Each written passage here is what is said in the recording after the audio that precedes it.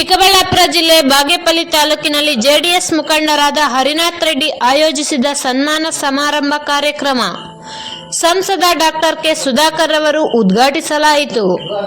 ಈ ಕಾರ್ಯಕ್ರಮ ಬಿಜೆಪಿ ಮತ್ತು ಜೆಡಿಎಸ್ ಕಾರ್ಯಕರ್ತರು ಅದ್ದೂರಿಯಾಗಿ ನೆರವೇರಿಸಲಾಯಿತು.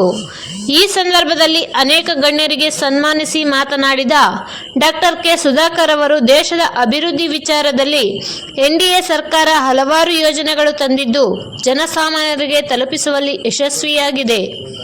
ಕೊಟ್ಟ ಮಾತಿಗೆ ಬದ್ಧರಾಗಿರುವ ಎನ್ಡಿಎ ಸರ್ಕಾರ ಕಾಂಗ್ರೆಸ್ಸಿನ ಹಾಗೆ ಸುಳ್ಳು ಭರವಸೆಗಳನ್ನು ನೀಡುವುದಿಲ್ಲ ಎಂದು ತಿಳಿಸುತ್ತಾ ಬಾಗೇಪಲ್ಲಿ ಶಾಸಕರ ಅಭಿವೃದ್ಧಿ ಶೂನ್ಯ ಎಂದರು. ಇಲ್ಲಿನ ಶಾಸಕರು ನಿದ್ದೆಯಿಂದ ಎದ್ದು ಆದಷ್ಟು ಬೇಗ ತಾಲೂಕು ಅಭಿವೃದ್ಧಿಗೆ ಶ್ರಮಿಸಬೇಕು ಎಂದರು. ಈ ಸಂದರ್ಭದಲ್ಲಿ ಬಿಜೆಪಿ ಹಾಗೂ ಜೆಡಿಎಸ್ ಮುಖಂಡರುಗಳು ಹಾಜರಿದ್ದರು. ವರದಿ ತ್ರಿಕಾಲವಾಣಿ ಟಿವಿ12 ನ್ಯೂಸ್ ಬಾಗೇಪಲ್ಲಿ ಶಶಿಕುಮಾರ್. ನಾವು ನಿಮ್ಮ ಜೊತೆ ಬರ್ತೇವೆ, ನಾವು ತಯಾರಾಗಿದ್ದೇವೆ. ಈ ಕೆಲಸ ಮಾಡಿ. ಮೊನ್ನೆ ಬಹಳ ದೊಡ್ಡ ಕಾರ್ಯಕ್ರಮ ಎಲ್ಲ ಮಾಡಿದರೆ ಸಂತೋಷ. ಆದರೆ ಎತ್ತಿನ ಹೊಳೆ ಯೋಜನೆಗೆ ಮೊದಲನೇ ಹಂತದಲ್ಲಿ ಭಾರತೀಯ ಜನತಾ ಪಕ್ಷದ ಸರ್ಕಾರ 9,200 ಕೋಟಿ ರೂಪಾಯಿಗಳನ್ನ ಖರ್ಚು ಮಾಡಿದೆ.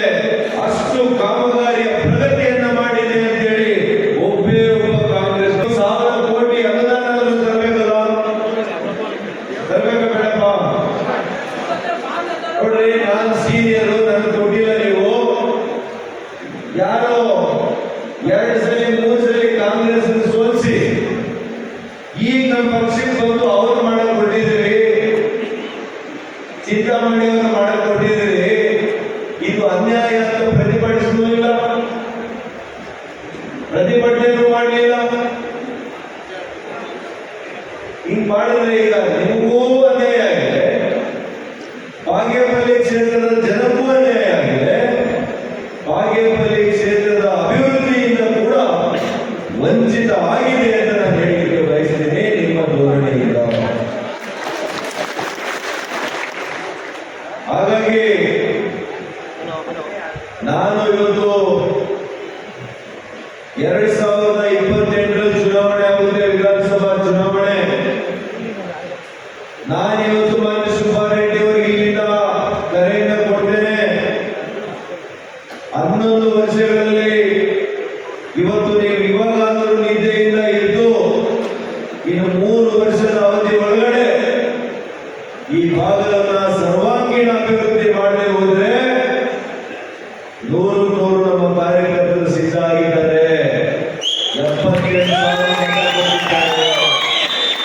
2028 ನಮ್ಮ ಮೈತ್ರಿ ಪಕ್ಷದ ಅಭ್ಯರ್ಥಿ ಬಾಗೇಪಲ್ಲಿ ಕ್ಷೇತ್ರದಲ್ಲಿ ಶಾಸಕರಾಗಲಿಕ್ಕೆ 100ಕ್ಕೆ 100% ಯಾವ ಕಾರಣಕ್ಕೂ ಕೂಡ ಕಾಂಗ್ರೆಸ್ನ ಅಭ್ಯರ್ಥಿ ಇಲ್ಲಿ ಗೆಲ್ಲಲಿಕ್ಕೆ ಸಾಧ್ಯ ಯಾವುದೋ ಇಲ್ಲಪ್ಪ.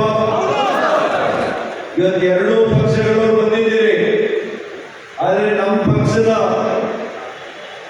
ಸದಸ್ಯರ ನೋಂದಣಿ ಪ್ರಾರಂಭ ಆಗಿದೆ. ಇಲ್ಲಿ ಹೇಳ್ಬೋದು ಇಲ್ಲೋ ಗೊತ್ತಿಲ್ಲ, ನಮ್ಮ ಅಧ್ಯಕ್ಷರ ಪರ್ಮಿಷನ್ ಕೇಳಿದ್ದೀನಿ, ಹೇಳ್ಬೋದು ಅಂತ ಹೇಳಿದ್ದಾರೆ. ಭಾರತೀಯ ಜನತಾ ಪಕ್ಷದ ಸದಸ್ಯರ ನೋಂದಣಿ ಪ್ರಾರಂಭ ಆಗಿದೆ. ನಾವು ಒಂದು ಗುರಿ ಹಾಕೋಣ. ಈ ಕ್ಷೇತ್ರದಲ್ಲಿ 50,000 ಸದಸ್ಯರ ನೋಂದಣಿಯನ್ನ ನಾವು ಮಾಡ್ತೇವೆ ಅಂತೇಳಿ ಇವತ್ತು ಇಲ್ಲಿ ನಾವೆಲ್ಲ ಕೂಡ ಪ್ರತಿಜ್ಞೆಯನ್ನು ಮಾಡೋಣ. ನಾವೆಲ್ಲ ಸೇರಿ ಮಾಡೋಣ. ನಾಳೆ 2 ಪಕ್ಷಗಳು ಯಾರನ್ನಾದ್ರೂ ಅಭ್ಯರ್ಥಿ ಮಾಡಲಿ, ನಾವು 2 ಪಕ್ಷದ ಕಾರ್ಯಕರ್ತರು ಸೇರ್ಕೊಂಡು ನಮ್ಮ ಅಭ್ಯರ್ಥಿಯನ್ನ ಗೆಲ್ಲಿಸೋಣ ಅಂತ ಈ ಸಂದರ್ಭದಲ್ಲಿ ಹೇಳಿಕೆ ಬಯಸ್ತೇನೆ.